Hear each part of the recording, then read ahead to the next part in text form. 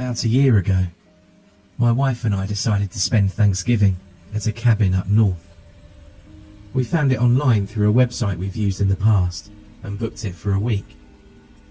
The owner warned us it can be hard to get back to in the winter because of the snow. The cabin was located outside of Pinetop, Arizona. Way outside. It was 35 miles from the nearest town and 18 miles from the nearest paved road. Jess and I weren't worried though, since our Jeep had snow tyres and we were bringing change just in case. We planned on starting a family the following year and wanted one last romantic holiday with just the two of us. We arrived on a Friday afternoon. We'd made excellent time on the drive as there was actually very little snow on the ground. We decided to take a tour of the cabin before we unloaded the car. The cabin, named Paradise Pine, was 3 stories tall and built into the side of a mountain. The top floor was simply the master bedroom, which was connected to a 2nd-story patio balcony via a sliding glass door. The front door was located on the ground floor, along with the kitchen and living room, and the basement housed a washer, a dryer, and a wood furnace that heated the cabin through a large pipe that extended up through all 3 floors. Even though the views through the bay windows were beautiful, the first thing we noticed when we walked in was that the cabin hadn't been cleaned. Oftentimes with very rural properties, the owner will offer to waive the $150 cleaning fee if you're willing to clean the place yourself before you depart. Most guests opt to do this, but in the rare occurrence that they don't, the owner sends a cleaning crew. The previous tenants in this cabin had clearly decided not to clean, and also not inform the owner that they were leaving it dirty. Since it was a holiday, and a snowstorm was forecasted for early next week, we decided to clean the cabin ourselves, and ask the owner to reduce our bill when we left the following Friday. We brought everything in from the Jeep, and got to work with dishes and laundry. Afterwards, we made an easy dinner, opened a bottle of wine, and played a few games of billiards on the pool table in the living room. The temperature started to plummet at around 6 in the evening, and I asked my wife, Jess, to go down and light the furnace in the basement. I went up to the bedroom to wash my face and change into warmer clothes. The bathroom connected to our bedroom was oddly doorless, had a broken mirror and a torn down shower curtain. Wow, there's been some cowboys in here. They hadn't even bothered to pick the glass up off the floor before I left. I did so carefully, regretting the stupidity of the drunken idiots who must have stayed here the week before. I took a few photos with my phone and planned to send them to the owner when we got back to town on Monday. I certainly didn't want to be charged for damage inflicted by the previous tenants. I met Jess on the ground level and told her about the bathroom.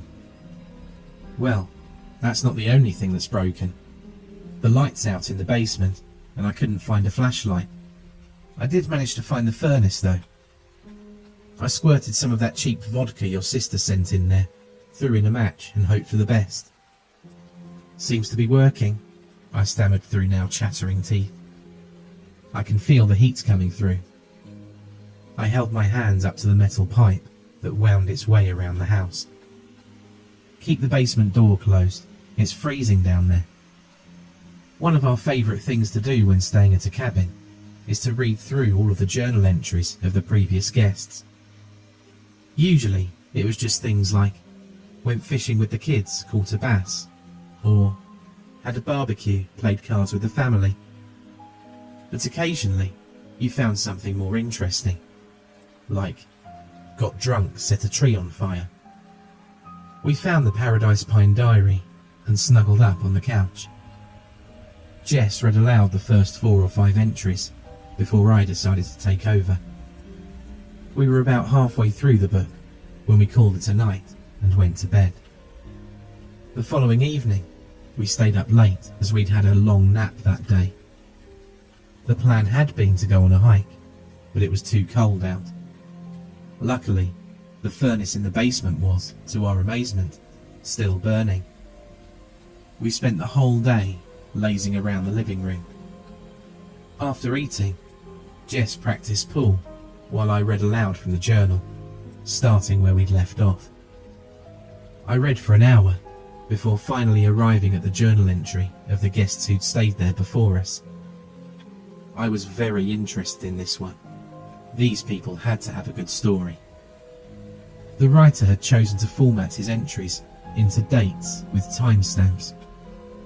There were over 6 pages, and I could already tell the handwriting sort of disintegrated as the days wore on. Wow, they must have been drunk all weekend. Look how messy this handwriting gets. I held the book up to Jess. Can you read it? She asked, spinning the 8-ball into a corner pocket. Of course. I'm great at reading other people's terrible handwriting by now. I sent her an impish grin and took another sip of wine before beginning to read. Sunday, November 4th, 3:30 p.m. Wow, what a beautiful cabin. My wife and I booked this place for 2 weeks on a whim, and we can't believe how lucky we got. Barely made it back here with the truck. There's snow everywhere, at least a foot deep. And it's below 40 degrees outside. Thankfully, the furnace in the basement is huge, as promised by Marissa, so all 3 floors are warm and cozy. Monday, November 5th, 11:30 a.m. We're snowed in. We'd wanted to run home today to grab a few things we forgot, but that's definitely not happening. The road is unmanageable, so it appears we aren't going anywhere. Looks like we'll be spending most of our day inside drinking mimosas and playing poker. As you can see, we aren't too upset about it. Tuesday, November 6th, 7:25 p.m. My wife Sarah is currently cooking up a delicious roast chicken, and I'm finally going to start writing. This is the reason we came here, after all, and I refuse to waste the opportunity to cure my writer's block. It's just so gorgeous here I haven't written a damn thing. I also saw someone walking around the tree line today. I've got no idea how they're surviving out there. We won't even go outside. It was 34 degrees last I checked. Wednesday, November 7th, 9 p.m. Today Sarah and I made a snowman and snow angels. We don't get snow in Scottsdale, so we're taking full advantage of it. I haven't been able to write anything new, but I did edit the previous 2 chapters of my book. I think the beauty of this place is just too distracting. I'm kidding. Sort of.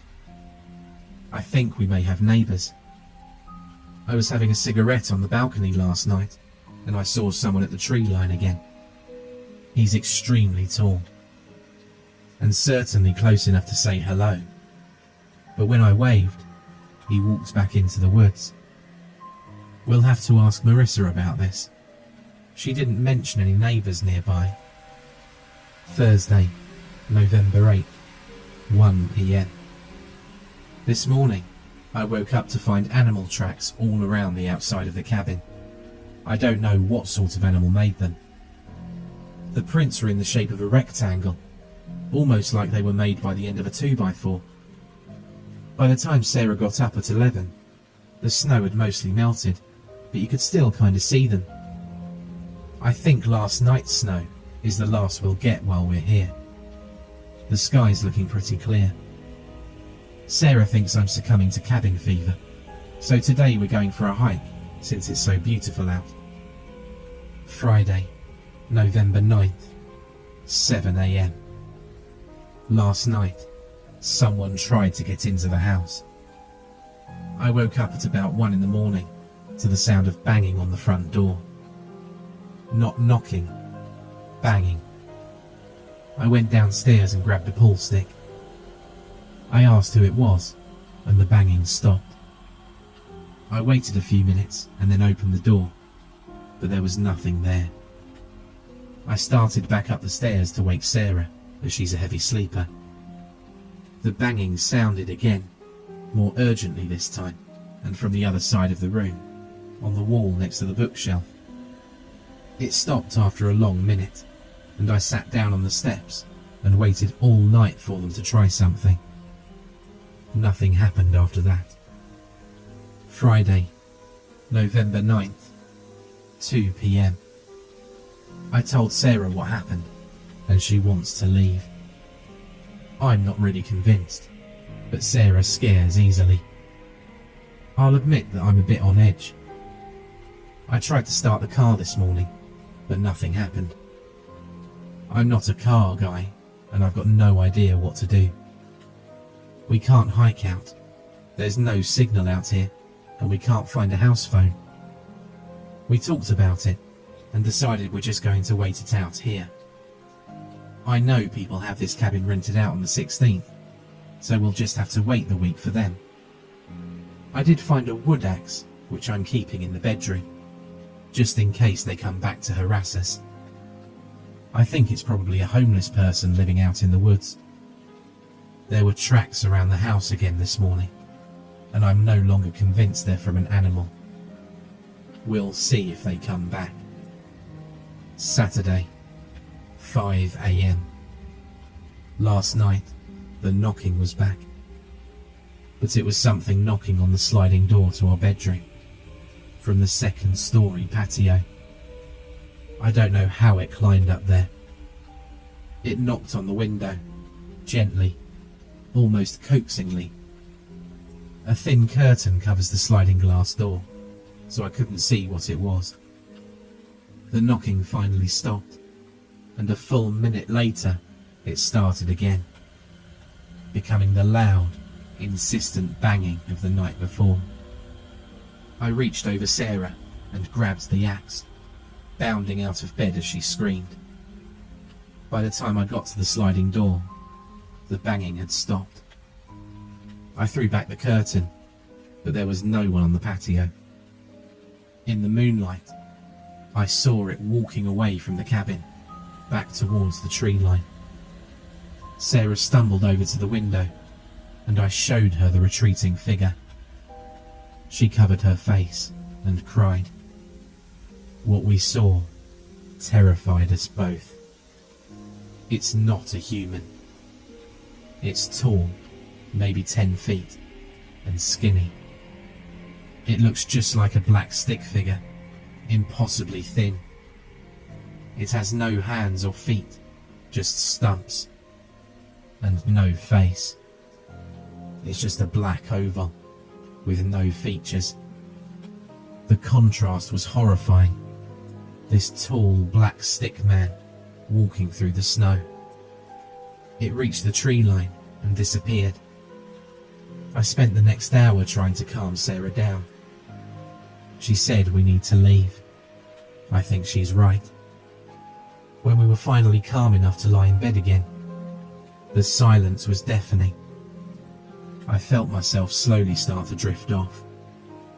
It was out of this silence that the knocking came again, this time on our bedroom door.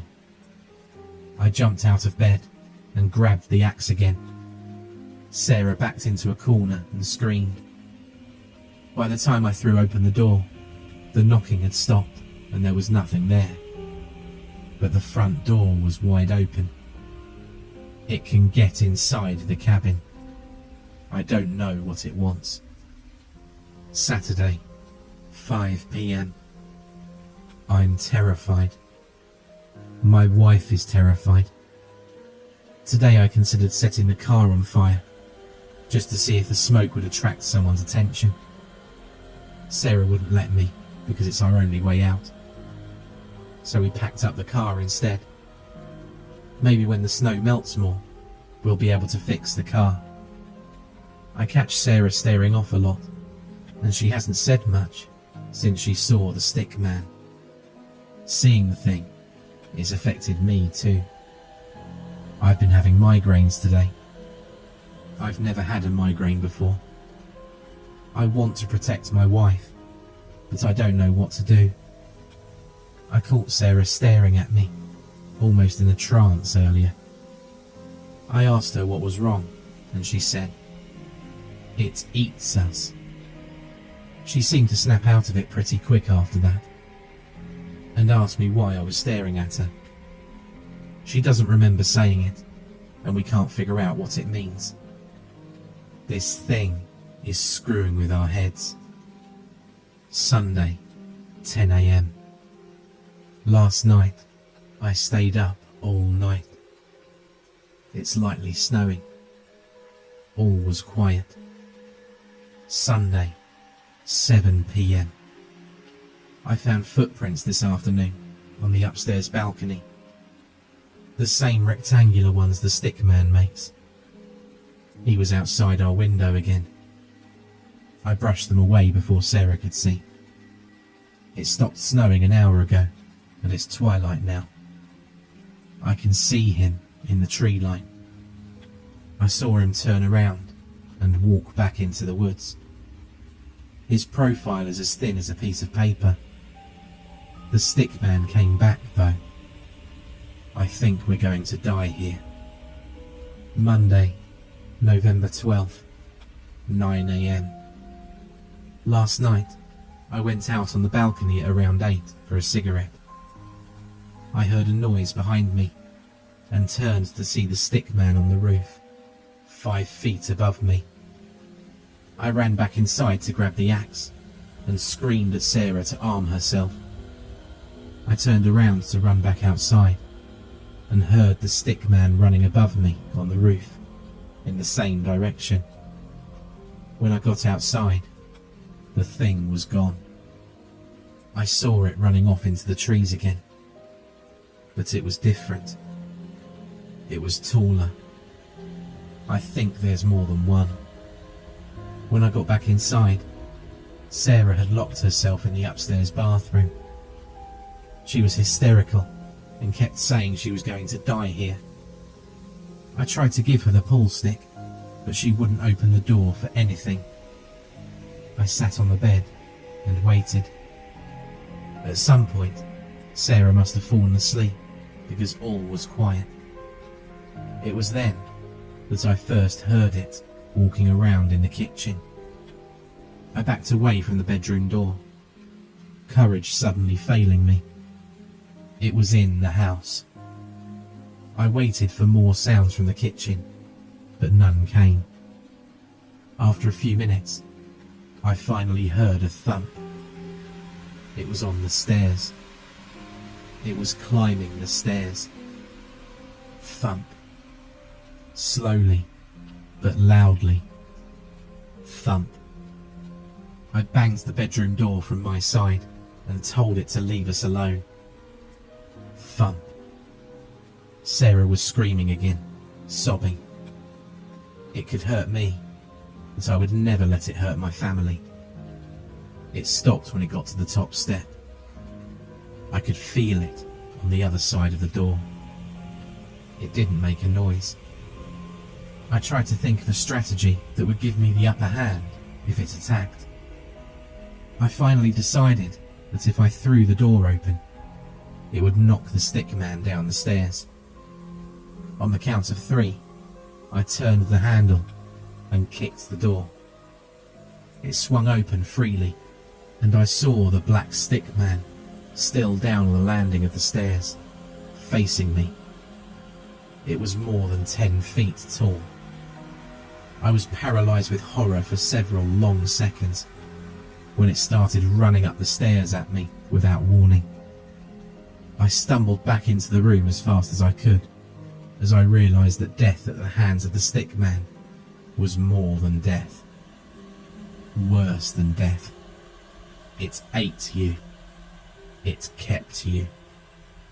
It stopped at the top step and dipped its head through the door, taking 2 steps into the room. It was just a tall, black shadow. Almost more of a dense absence of light than a solid black. Realizing the axe was still in my hand, I moved between the stick man and the bathroom door. I raised the axe to attack, and at that moment, the stick man screamed. It was unlike anything I'd ever heard before. I wanted to hold my hands over my ears as I felt an ebbing thunder in my brain. I heard the mirror shatter in the bathroom from the sound. I thought of Sarah. With the last ounce of strength I had, I ran at the thing, axe high, and brought it down in the creature's chest. Over and over again, for what felt like forever, but was probably no time at all.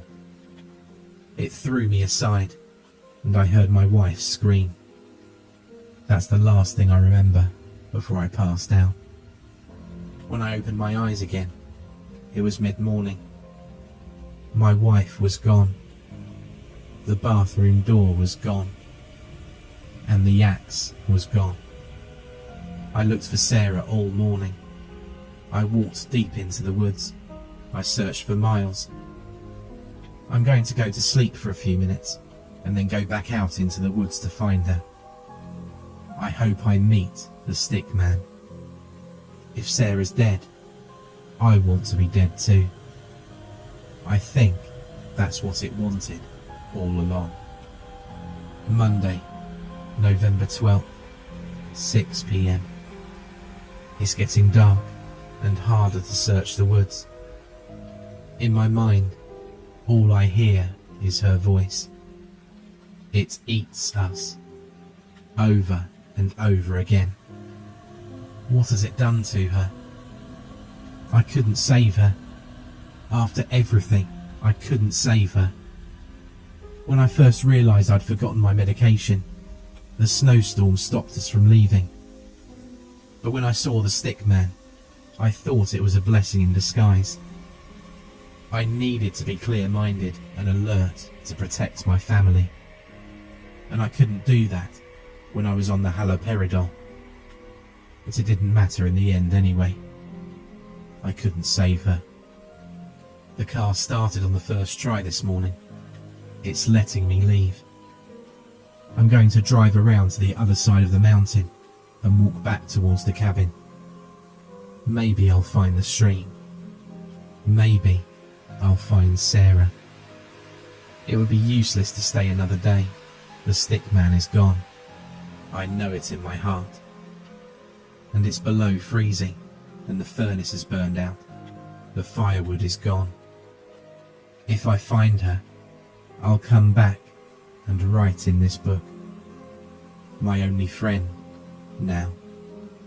Jess had stopped playing pool long ago, and the wine hadn't been touched since I started reading. We stared at each other as the last line echoed around the cabin. We both seemed to wake from our paralysed state at the same time. I threw the book across the room, and Jess backed up into the bookcase saying, "Jesus!" "This is fake, right?" I asked as I stood up. I didn't need the glass of wine anymore. I needed the whole bottle. "I don't know. I don't think so." "The guy said he was a writer," I insisted. "He probably just wanted to write a scary story for other guests. Although he really crossed the line into downright disturbing." I took a sip of wine and turned around to see Jess eyeing the stairs, warily. "You can't be serious, Jess. It's creepy as hell, I agree, but come on." Almost like she didn't hear me, Jess started ascending the stairs. I don't know what she wanted to see up there, but I put the wine down and followed suit. By the time I got into the bedroom, Jess was sliding the glass door open. I followed her out onto the balcony. You could see the tree line from the patio very clearly.